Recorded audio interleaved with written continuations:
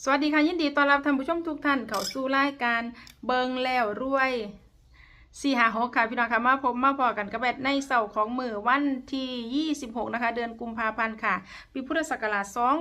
2569นะคะพี่น้องค่ะมื้อนี้นะคะแอดพาพี่น้องบรรเทาสุขุสุขนะคะมาติดตามรับชมรับฟังแนวทางนะคะเน้นย้ำโค้งสุดท้ายค่ะพี่น้องค่ะสำหรับคลิปนี้เป็นแนวทางจากแม่วันริมโขงนะคะพี่น้องค่ะเอาพี่น้องค่ะมื้อนี้นะคะแนวทางของแม่วันริมโขงค่ะโค้งสุดท้ายสิได้มาเป็นตัวใดพี่น้องมาติดตามรับชมรับฟังคลิปนี้พร้อมๆกันค่ะแม่วันคะสวัสดีค่ะจ้าสวัสดีจ้าค่ะโค้งสุดท้ายเนาะค่ะแม่วันจ้าลุงโคงคิดถ่ายสรุปเลยซะค่ะเด็กที่เป็นไหแม่สิสรุปมากเรือยางแบบสุดค่ะอันโตของปุนาที่แนะนำสารนะเพิ่นออกเล่าบดเดี๋ยวเนาะออกแต่ว่าแม่ก็สรุปไว้อยู่ใน053ผู้นาค053ค่ะ753 753ค่ะ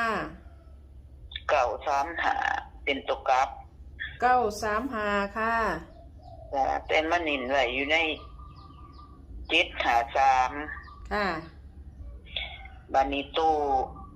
สิเพิ่นให้เป็นรางบนเนาะมันมานิ่นอยู่ใน045ค่ะมันเป็นในนามสิงโตมันมี05ค่ะ45ค่ะ85ค่ะแต่ว่าแม่นิ่นไว้ครู45จ้า045กับ945 045กับ945ค่ะ745ค่ะแต่แม่นิ่นอยู่ใน045ค่ะ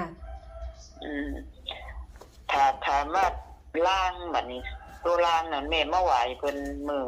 เขาถือเหล็กเล่ามือคนนี่แม่ตั้งเครื่องตั้งยังให้เพิ่นเลยล่างน่ะ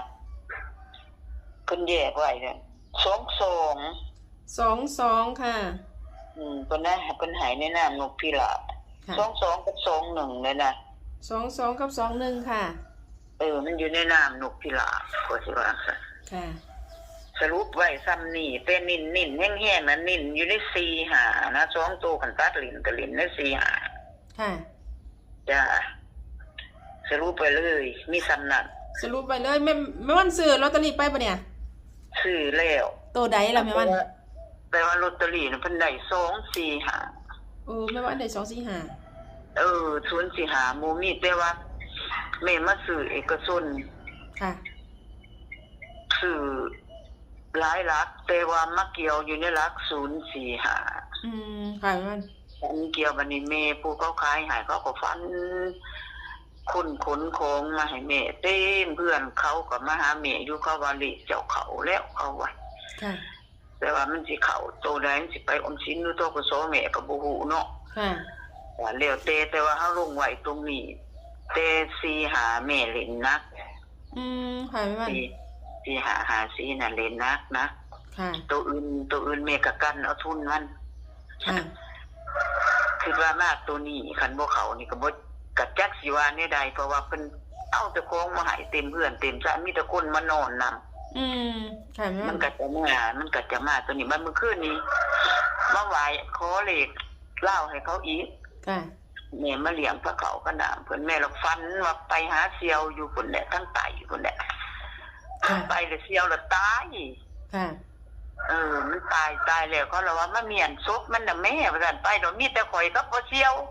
เมียนศพมันน่ะค่ะมันก็สิอยู่5445คือเก่าแหละค่ะแต่เราถึงว่ามันกันตัดลิ้นเฮาก็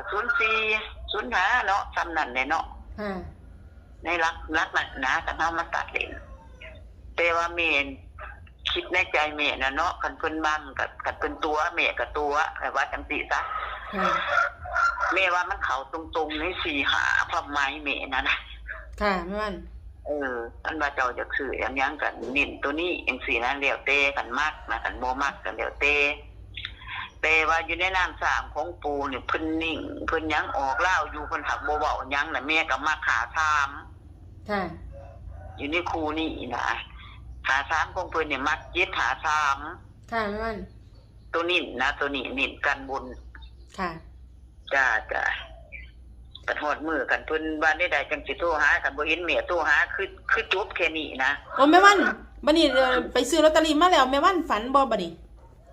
อันซื้อลอตเตอรี่มาแม่ก็ฝันอยู่แล้วฝันว่าเขามานอนมาอยู่นำคนของมาให้บ่จักรถปิกอัพบ่จัก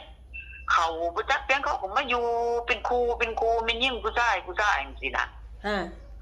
มันก็อยู่บ่เป็นครูมียิ่งบ่เป็นครูผู้ชายมันเป็นมียิ่งกับผู้ชายเป็นผัวเมียเป็นเด็กผัวเมียน่ะนะเป็นเลขผัวเมียโอ้แม่วันก็เลยมั่นใจตัวนี้ว่าที่45นี่ติค่ะข้อยก็เลยมั่นใจสิหาค่ะบัดนี้เขาก็มาอยู่นำมาเพียงเขาก็มานอนนำก็หักแฟนกันอยู่นำก็จนเสร็จเรียบร้อยขึ้นได้ก็ได้ในความฝันน่ะนะค่ะเพิ่นเว้าก็สิว่าเว้าคือเนาะค่ะบัดนี้มื้อเช้านี่น้องมันมาเอาเงินเลขเหล้ามาให้แม่ถือเลขเหล้าเมื่อคืนนี่ก็บ่หลายบาทดอก20บาทแม่บ่ได้ซื้อหลายแม่บ่มักนะเลข497นั่นโอ้ค่ะแม่วันแม่สั่งเที่ยงเพิ่นให้497แม่ก็บ่มักแม่ก็ไปมาหา0เมื่อคืนนี่ก็ได้เน้นหา0ค่ะบัดนี้เด้อมันว่าพี่นายเฮาว่าเลขเจ้าเขาแล้วฝันว่าอ้ายนั่นกับพระเทพเนี่ยมาหาเจ้าว่าเพิ่นพามาเพิ่นมาอยู่นำเจ้าพระเทพก็บ่เมื่อมันว่ามันเป็นคนขายให้แม่นะแม่ซื้อน้ำมันนั่นพันคูณพันอันนั้นน่ะโอ้ค่ะแม่454กับ04ป้า045แม่ซื้อ500คูณ500 45นี่พันคูณพันติแม่วันโอ้แสดงว่ามั่นใจตัวนี้ข้างโน้นค่ะแม่วันมื้อนี้มั่นใจมัน3ตัวก็มั่นใจใน045 500คูณ500ช่วงเจ้าก็พันคูณพันปาดเอาค่ะมันออกก็ให้มันได้ไปโหลดหน้าๆก็มันบ่ออกก็คือจุกแม่เป็นคนจังซั่นแม่วันนี่ดิข้างอีหลีได้เนาะตัวนึงนี่เนาะเห็นบ่ค่อยไล่ไปหาเจ้าซั่นงอนเมื่อกี้ค่ะมันนี่แต่ว่าเรียกเล่ามันนี่แม่เลี้ยงพระเขาเพิ่นเด้อคันแม่นว่าเจ้าอยากซื้ออยากลงเบิ่งได้ค่ะอีกที่เพิ่นซื้อเอาได้เพิ่นให้547หมุนเอานะคะ547ค่ะมื้อเช้านี่แม่เลี้ยงพระเขาแม่โคเล่าไว้นั่นได้547โอ้ได้ค่ะแม่ว่าเนี่ยเดี๋ยวสิลงให้คือกันตัวนี้547ค่ะแม่ว่าหาว่าเพิ่นเขาให้เฮาอีกเพราะว่าเล่าเพิ่นก็ให้แม่มา4มื้อโซนเลยเด้ค่ะแม่ก็ได้มีเมื่อคืนเนี่ยแม่ได้20บาทแม่ซื้อแม่บ่มักคั่นนะแม่ไปเล่น50คืนก่อนนี่ก็ได้100คืนก่อนน่ะก็ได้100คืนมื้อก่อนนี่ก็ได้100โอ้พอดีได้สิได้ไปจ่ายเลขไทยเขาค่ะมันบ่เข้าก็ได้แม่เล่นเลขไทยแบบเต็มๆนะเลขไทยแม่มั่นใจนะค่ะเพราะว่าเลขลาวเฮายันไปออกสิคืนก่อนนี่เปิดออกทั้ง4ตัวได้00นั่นเนาะแม่ว่าได้ตัวใดอัน00น่ะแม่งวดนั้นแม่ว่าได้ตัวใดเอาเพิ่นก็ให้เลขคลิปเนาะแม่ก็ซื้อ0600แล้วมันไปออก4ตัว00นั่นโอ้แม่วันซื้อ6ตัวเนาะแม่วันบ่ได้ซื้อ4ตัวติค่ะ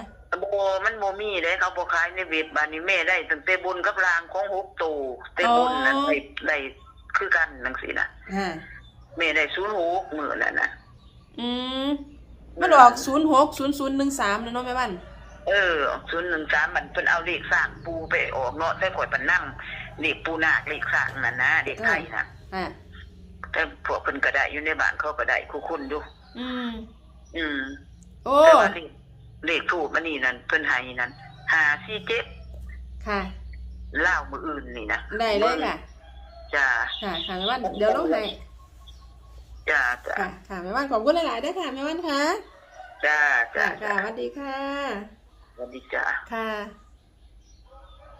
สรุปแนวทางถ่ายคลิปนี้ค่ะพี่น้องคะแนวทางจากแม่วันริมโขงด้วยค่ะพี่น้องคะมื้อนี้แม่วันมาเน้นย้ำโค้งสุดท้ายรัฐบาลไทย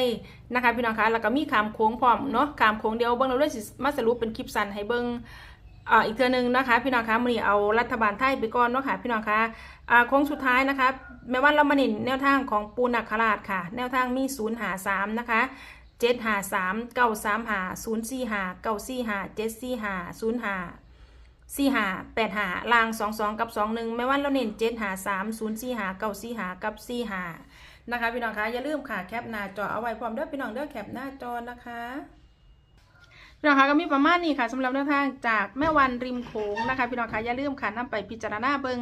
เนาะค่ะพี่น้องทางช่องนำเสนอเพื่อเป็นแนวทางคือเก่าค่ะพี่น้องคะโปรดใช้วิจารณญาณในการรับชมรับฟังนะคะขอขอบคุณพี่น้องบ้านเฮาสุขุสุขคนนะคะสำหรับการรับชมรับฟังนะคะขอขอบคุณสำหรับข้อมูลในคลิปนี้ค่ะขอบคุณแนวทางจากแม่วันริมโขงค่ะสำหรับพี่น้องท่านใดที่เขามาเห็นคลิปนี้เป็นเทื่อแรกค่ะพี่น้องคะถ้าอยากสิพลาดกับแนวทางเด็ดๆแบบนี้นะคะเขามาแล้วก็อย่าลืมเด้อค่ะพี่น้องคะฝากกดติดตามนะคะกดไลค์กดแชร์นะคะกดกระดิ่งแจ้งเตือนทั้งหมดนะคะเพื่อที่จะได้บ่พลาดทุกคลิปทุกข่าวสารแนวทางจากทางรายการเนาะค่ะพี่น้องคะเอาสำหรับคลิปนี้ค่ะพี่น้องแนวทางจากแม่วันริมโขงค่ะแนวทางทั้งเบอร์ทั้งหมดนะคะมื้อนี้มีเพียงสำนีเนาะค่ะพี่น้องแอร์ก็สิได้ขอตัวลาพี่น้องบ้านเฮาสุขุสุขคนไปก่อนนะคะเอาไว้พอกันใหม่กับแอดในคลิปหน้าค่ะพี่น้องคะสำหรับคลิปนี้สวัสดีค่ะ